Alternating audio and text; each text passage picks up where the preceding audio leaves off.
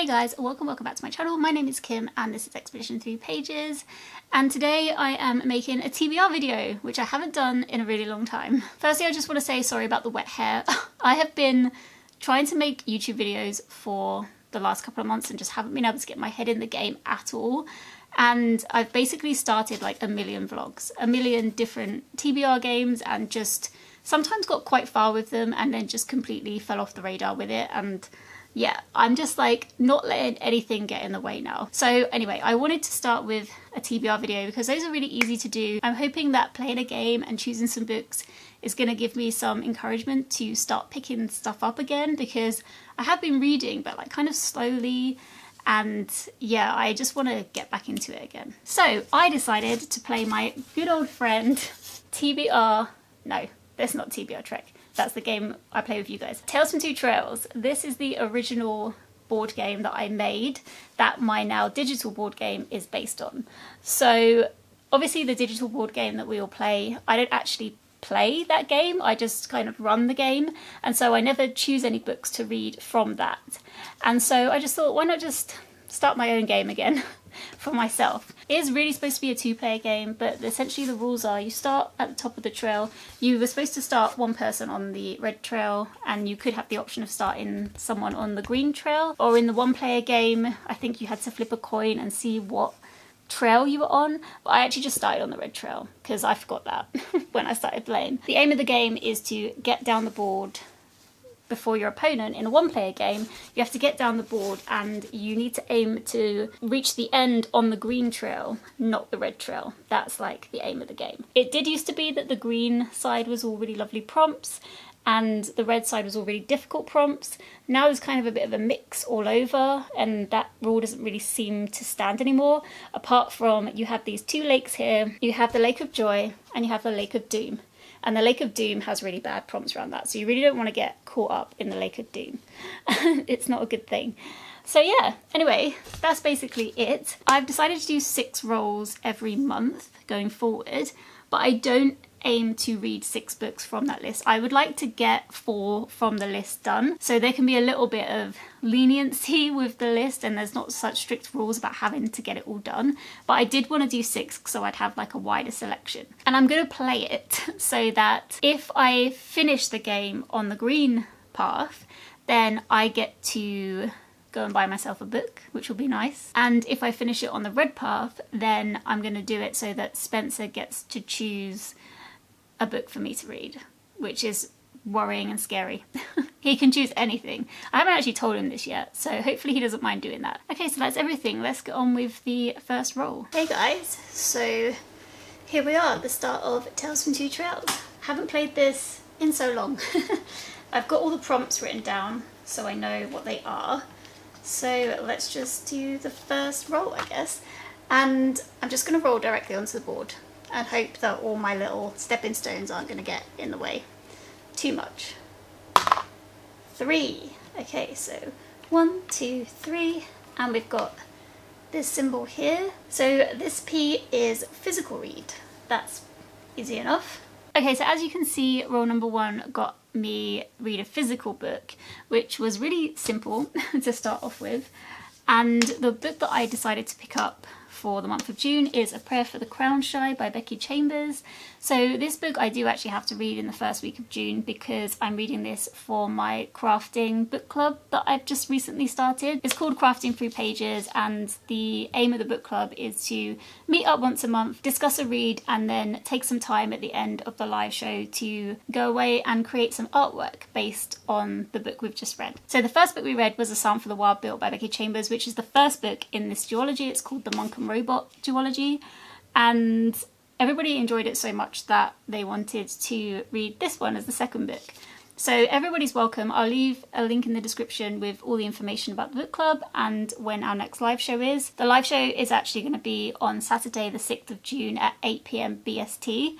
So I will link that in the description if you wanted to go and check all the information out about the book club. But it's fairly simple. We just meet up, chat about the book, and then do some art. Yeah, I'm excited to read this. I really enjoyed the first one. I really love these little hardback books that I got. I think they're really cute and I'm excited to read it. It will be a nice calming time, I'm sure. In case you don't know, in the first book you are following a tea monk called Dex, who essentially is having a bit of a crisis in their life where they just have kind of lost their, not their identity, but maybe a bit of purpose and are looking for something more out of their life. And so they decide to take themselves away from the city and go exploring in the forest on a specific mission in the forest. And along the way they meet a robot called Muscap. So in this world, all the robots that the humans had initially invented became sentient one day, and I think after a while they were like, nah, you're right, we don't want to hang out with you guys anymore, we're gonna go off into the forest.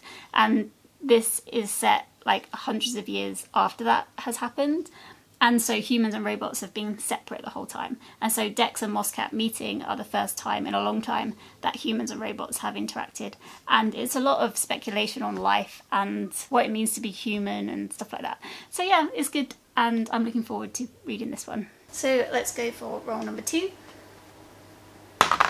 Ooh, another 3.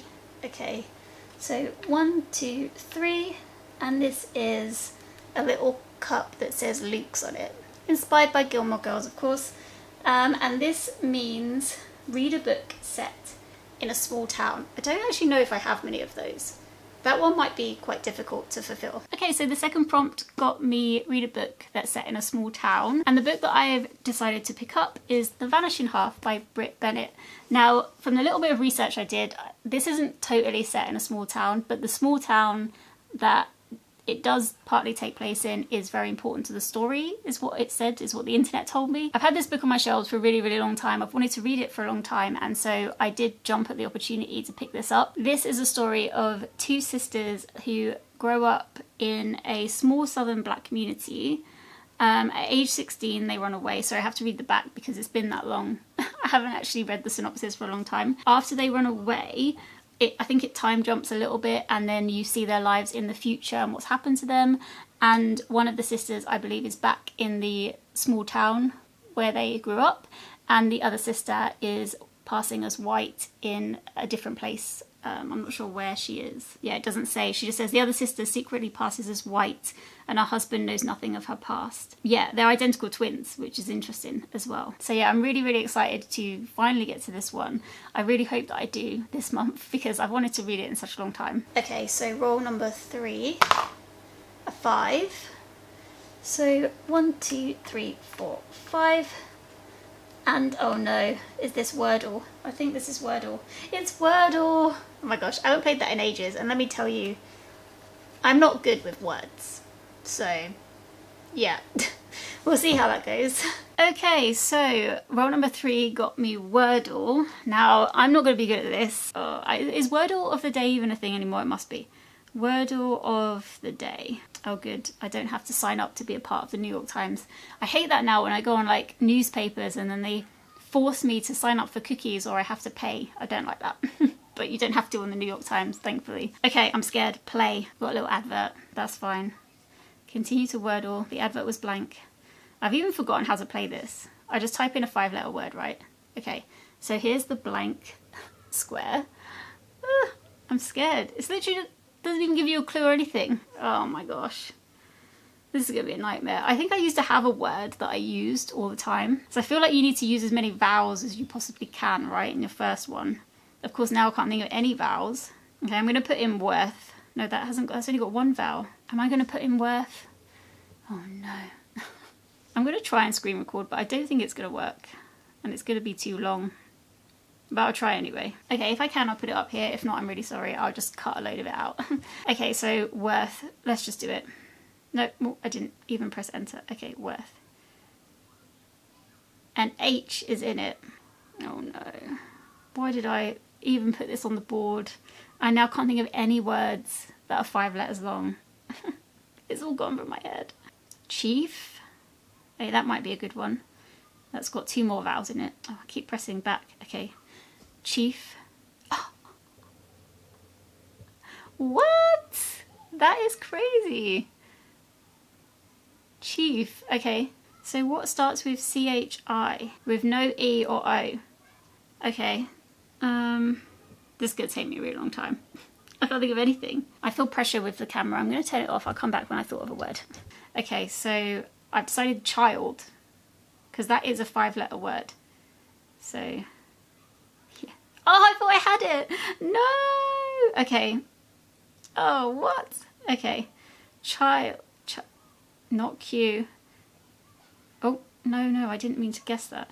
Chili with like one L, is that a thing? I'm going to go through the other letters. I don't have a photographic mind, so this is why I'm so bad at words. If I can't see it in front of me, then I can't think of anything of what it is. Okay, it's not any of these. So embarrassing. So it must be chili, right? That's not a word. Oh, because you can use the same letters you've already done again. Okay. Chill. It's chill. It's not chill. Oh no. Well, what the hell is it then? Chili. It's chili. With an I, not a Y. Oh my gosh. Please do not judge me. Yeah, you can judge me. I'm useless. Oh my gosh. Chili. Do you know what? I'm just happy I got it. Okay, so that's the prompt. Chili. So chilies are red. Spicy. I'm not reading a spicy book. I don't want to do that this month. Although I suppose I could, because there's the second book in the ACOTAR series that I do need to read, and that is a little bit spicy, so I could read that. I do want to. Emily from Emily Beth Hall has been reading them all this year to get to where the new Sarah J Maas books are in that series, and I haven't been able to watch her first video because I haven't read the second book yet. So it would be good to read that. I need to go and have a think. Hang on, I'm going to have a think. Okay, so I have decided to go with A Court of Mist and Fury by Sarah J Maas. I've got the audiobook on Everend, so I'm going to listen to that. The first book definitely had a little bit of spice in it, so that is why I'm going to use this one. The first book is a Beauty and the Beast retelling. I feel like everyone must know what ACOTAR is, but it is A Court of... hang on. Do I know what it is? A Court of Crown... Hang on. What's the first book called? Oh my gosh, my mind. A Court of Thorns and Roses, that's it. So it's a Beauty and the Beast retelling. So it's like forced proximity, Beauty and the Beast. And then it does switch from that kind of storyline in the second half, and it turns a bit more adventurous. And I did actually enjoy the second half a lot more than the first half of the first book. So I'm excited to carry on with this one, because I think I probably will enjoy this. And you know what, I really am in need of a fantasy book, because a lot of the books I've been reading have been very like based in this world, or like end of the world, or just like really sad, and I don't really want to read more of those right now. Okay, and roll number 4. So 1, 2, 3, 4. Oh, this is a handy one. This little bookmark means to read a book that you've soft DNF'd, so a book that still probably has a bookmark in it, because you're going to come back to it and probably not restart it, just pick up where you left off. Okay, so the fourth roll got me soft DNF, and so for that I have chosen a book that I put down, not to DNF it, but I just put it down because I was finding it difficult to, like, I don't know, it was just a lot for what was going on in May. My brain would not cooperate. Anyway, that book is Babel by R.F. Kuang. I'm this far through, so I'm on page 160. This book is all about a very complex magic system to do with translating of words. So the whole concept is, if you translate one word from one language into another, you don't quite grasp all of the meaning, and so some of that meaning is lost, and in this world that meaning can then be used as magic. And yeah, I feel like when I was reading this, it is good, it's interesting, I am enjoying it so far, but I feel like that concept of just the basics of the magic system does really get hammered home, and there's a lot of information about translation, which is interesting, but I do find it quite challenging to read. But it is a very interesting story. It's a lot of talk about kind of colonialism and the exploitation of people and that kind of thing, and that is really interesting, and I do definitely want to keep reading and finish it, because I think this is like a bit of a feat of a book, a very big imagination I feel like R.F. Kuang has to come up with this kind of situation in the first place. It would be really good to carry on with this as well, because I put it down as one of my magical readathon books, and I did buy a scroll to extend my time to read those books. I've only got 2 left. One of them is this one. The other one I'm putting on later on in this video. But yeah, it would be good to finish that as well so I can, you know, try and complete my magical readathon studies, which would be like the first time in this new iteration of the magical readathon ever that I've completed any of them. So I do want to do that. Oops, that's gone, but that is a 1. Ah, yes, all the way down here. Nice. Okay, so let me just go to the green path. Prompts. I think I know what it is. I think it's literary fiction. Yes, okay, this is literary fiction. Amazing. Oh my god, this is good times. Great. Let me move it up a bit. I'm feeling positive about this. Okay, so roll number 5 got me read a literary fiction book. And so for this, I have chosen Kintu by Jennifer Nansabuga Makumbi. And this book, I actually can't remember what this book is about. This is another one I've had on my shelves for a really long time. I read a different book by this author that was a big family saga book, and that was called The First Woman, and really enjoyed that. Read that for a book club, and so I picked Kintu up, meaning to read it fairly soon, and then I just never did. As so happens on my bookshelves, I've got so many books on there I haven't read yet, meaning to read for years and years and years at this point. Oh, it's quite historical fiction. It says the year is 1750. Kintu Kida sets out for the capital to pledge allegiance to the new leader of the Buganda kingdom. Along the way, he unleashes a curse that will plague his family for generations.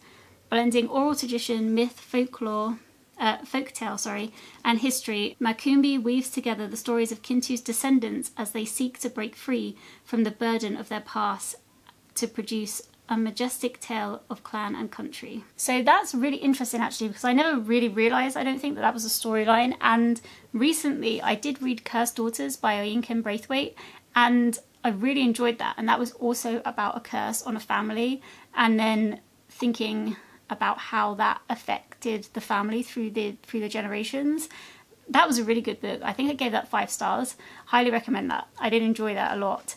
And so yeah, I'm really looking forward to seeing how Makumbi does this. It's kind of similar storyline in a way. Cursed Daughters was very much about the females of the family, so this doesn't sound like exactly the same or anything. It sounds a lot different, but yeah, I'm really interested to read this now. So I have this on audiobook as well, so I will be trying to listen to this in the month of June. So yeah, I'm excited. Okay, and the very last roll. Ah, can't believe we're on the green path. Amazing. Oh, that was a weird roll, but that's 6. So 1, 2, 3, 4, 5, 6, and I think this is just fiction, so it's not very exciting. Let me just check. Yep, this is fiction. Oh my gosh, I'm literally like halfway down the board already. Do you see? Well, okay, not halfway down the board, but almost. It could all go wrong though. Could definitely all go wrong. Okay, so the very last roll got me fiction book, which, I mean, such an easy prompt. I was kind of sad that that was such an easy prompt to end with, but I was actually originally going to put on Fahrenheit 451 by Ray Bradbury, because that is the last book for my magical readathon set of prompts that I need to complete. But I've already started it, and I've decided that for this game, instead of allowing books that I've already started, then I'm going to allow DNFs. And that's going to be the first time that I'm allowing myself DNFs when I play my game. Usually that's not a rule. And I don't mean soft DNFs, I mean DNF, I'm getting rid of this book, I don't intend on ever picking this up again. No soft DNF in, that doesn't count, it has to be a hard DNF. And book is removed from my life. So because of that, I've realised I can't put Fahrenheit 451 on because I have already started that. And so I've just right now decided that the book I'm going to put on is The Mars House by Natasha Pulley, because this book I recently saw Ruby from Ruby Red talking about, and I know that Natasha Pulley is one of Manny from Reading with Manny's all-time favourite authors. I've never read a Natasha Pulley book yet, and I really want to read it because both of them loved it, and I've heard really good things about it. So I think because I've got the audiobook for that, that's going to be the 6th book on there. So I've got 3 audiobooks and 3 physical books.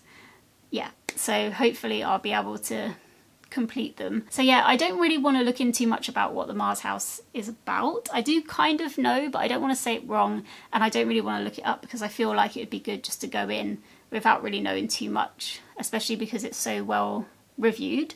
I just don't want to spoil myself with anything. So yeah, okay, Mars House by Natasha Pulley. That's going to be my final pick. And yeah, I'm excited. I'm glad I've done this video because number one, I'll have a video to put out, which is really good news for me. And number two, I feel excited about reading again. So I'm hoping that this starts moving forward my reading. I do have some books currently on the go already. Of course, Fahrenheit 451 I am reading. I'm not that far into it, so I could have just restarted it, but I don't really want to, so I'm gonna try and carry on listening to that one. Okay, so the other two books I'm currently reading are Wild Dark Shore by Charlotte McConaughey. This is, I'm so close to the end, so close to the end. I'm finding this book good, but it's a bit too kind of a downer for me, if I'm honest. There's a lot of trauma going on in this book, and I just don't think it's the right time for me to be reading about that kind of thing, because my headspace is already a little bit weird. So yeah, but I am enjoying it. I don't dislike the book, but I'm finding it challenging to read. I've been reading this book for so long at this point. So yeah, that's that. And then the other book I'm reading, which I picked up a lot more fairly recently, but it is quite a slow read for me as well, is The Wall by Marlene Haushofer. This is translated fiction, translated from Austrian, translated from German, but an Austrian author. And this is a really interesting premise. This story is about a woman who finds herself alone because something has happened in the world which has isolated her from everything, and she doesn't really know the fate of anyone else or what's actually happened or what's gone down. It's really intriguing. I just don't know how many answers we're going to get about anything. I don't really think that's the point of the book. I feel like the point of the book is a lot about her survival and her looking after herself and how she manages herself when she finds herself completely alone. I'm also reading this really slowly. Also, this doesn't have any chapters. It's just pure prose all the way through, and I am now listening to it as well. I managed to find it on Spotify, so I've been using some Spotify hours to listen to this because that has chapters breaks in it. They've just like made the chapter breaks with the audio chapters, so that makes it a little bit easier. I don't know why having no chapters makes books so challenging, but it really does. Anyway, so I'm this far through. Do you like my bookmark? I think it's so cute. So yeah, I've got loads on the go. There's also Readathon that's going to happen in, well, it's going to start on the 12th, 13th of June. It starts on the 13th of June for me, which is my birthday. So I'm excited, you know, that it's starting in honour of my birthday. Readathon was created by and run by Lizzie from Lizzie's Literary Life, and it is this insanely competitive readathon where you really do have to read a lot to pull your weight if you're on a team. And I know I'm lacking in my reads recently, so I was really unsure if I should join a team or not. But my friend Manny is co-hosting one of the teams this year, so I was like, I want to be on her team and hopefully not drag it down for her too much. We'll see how it goes. But yeah, so I'm very, very excited. It's really fun. There's so much to it. Like, Lizzie's just is so intricate, and there's so many kind of different prompts and different ways you can earn the points for your team, and there's like competitions within the readathon. It runs for 2 weeks, and yeah, I'm really, really excited about that. I'm really excited about it, and I hope I can pull my weight. So these are the books on my TBR for June. Of course, I hope to get through some of these before the 12th of June or the 13th of June for me starts, and so I can crack on with hopefully maybe some shorter reads for Readathon if I want to get through a lot, although I think you get penalised, not penalised, but you get less points depending on the length of the book. If it's shorter, you get less points. If it's longer, you get more points. So it's not necessarily a done deal that reading small books is going to get you very far. So yeah, I don't know. Anyway, I'm jibber jabbering at this point. So yeah, let me know if you've read any of these books and what you thought of them, or if you are now interested in picking any of them up because you've seen them in this video. And yeah, I hope everyone's doing well, and I will see you soon. Take care, everyone. Bye.